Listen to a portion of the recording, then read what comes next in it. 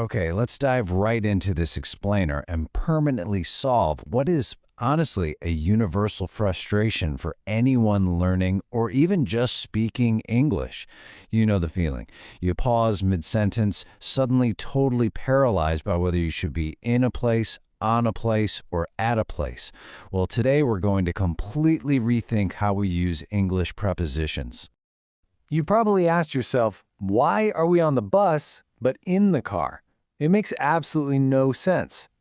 Look, if you've ever felt like English is just this nightmare of arbitrary lists that you have to cram into your brain, you are definitely not alone. It totally feels like there are no rules. People are always second-guessing themselves, and the truth is, even native speakers hesitate sometimes.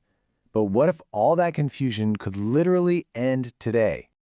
Well, stop guessing and please stop memorizing. Today, we are going to unlock your fluency with 3 incredibly simple mental images. We're going to map out the surface or line, the box or container, and the tiny dot. Once you can picture these 3 shapes in your head, you might never have to rely on a grammar textbook ever again. So here is the game plan.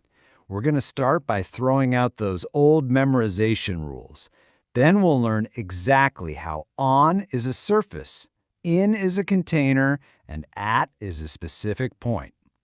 After that, we'll tackle those tricky exceptions and finally put the whole shebang together. All right, part 1. Let's officially stop memorizing grammar rules.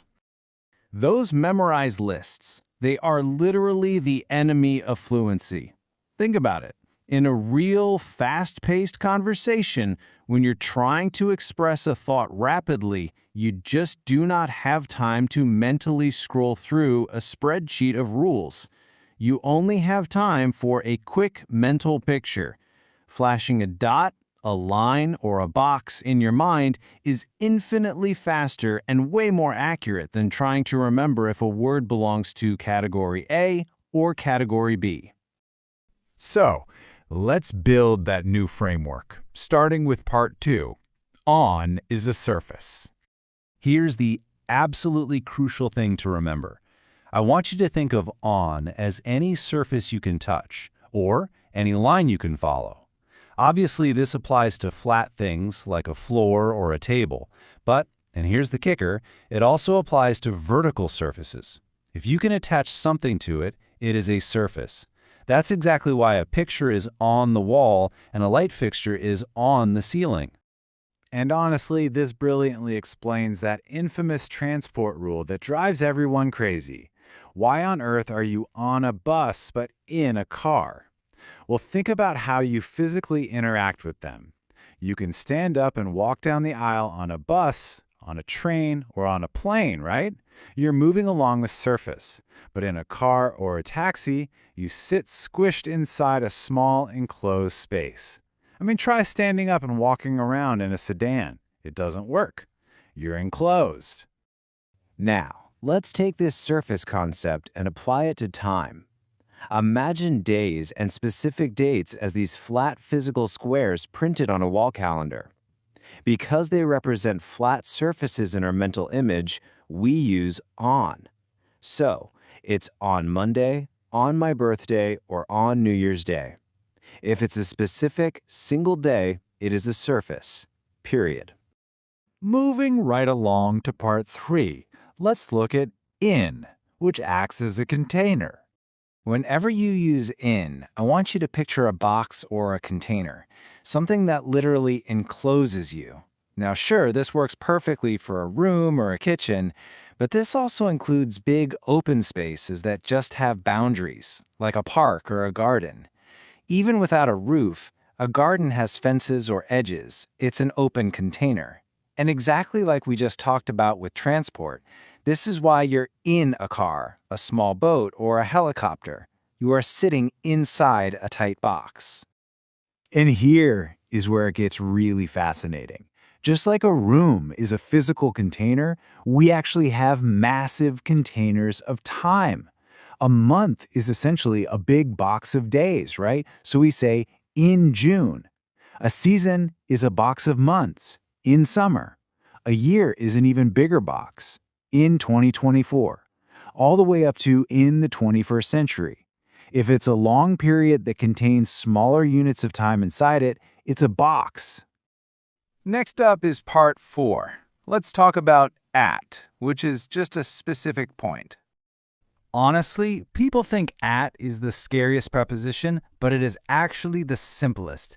At is just a dot. That is all it is, a precise, tiny point. On a clock, 8 p.m. is a specific point, so it's at 8 o'clock. Noon and midnight are points, so it's at noon. In terms of location, just think of a GPS pin dropping on a map, at the bus stop, at the front door, or at the corner. You aren't focusing on the boundaries or the surface. You are focusing on the exact spot. Let's see how this visual builds, because addresses trip a lot of people up. If someone asks where you live and you just give the street name, well, a street is a long line. So you are on Main Street. But the moment you give your exact house number, like 500 Main Street, boom, that transforms the long line into a single specific dot on the map. So you are at 500 Main Street. Okay, let's do a really quick drill to see if this is clicking. Think about the shape of a bicycle. How do you physically interact with it? Would we use in, on, or at? If you pictured the surface, you hit the nail right on the head. Because you sit directly on top of its surface and not squished inside a closed box, you are on the bike. Just like riding a horse or a motorcycle, you are physically interacting with the surface area. All right, part 5. Let's apply our 3 images to some tricky exceptions and nuances. Ever wonder why you'll hear people say both at the hospital and in the hospital? Well, it entirely depends on the image you want to put in the listener's head. If you are just swinging by to visit a friend, the hospital's just a dot on your daily map. You are at the hospital as a location. But if you are admitted as a patient, you are staying inside the building box. Therefore, you are in the hospital. Same exact thing with the supermarket. You're at the supermarket to meet someone outside, but you're in the supermarket if you are inside the doors buying milk. This logic also works for those confusing time idioms. Being on time means you hit the specific schedule line perfectly, like a plane landing exactly when it's supposed to. But being in time means arriving within the box of available time so you don't miss out, like making it just in time to see the start of a movie. And at the end is a specific dot in time or space, like at the end of the street. But in the end represents the final box or result of a situation, basically meaning finally. Even technology follows these visual rules. We look at flat screens, right? So tech follows the surface rule. You are on the internet, on a website, on your phone, or on social media. But memories? Actually, scratch that. Visual memories, like photos, live inside framed boxes. Because a photograph has a border that encloses a scene, you are in a photo. A mirror also has a frame, so you see your reflection in a mirror. Finally, part 6. Let's put all of this together. Just notice how perfectly a real, everyday conversation flows when you actually use these mental pictures. Are you free on Friday?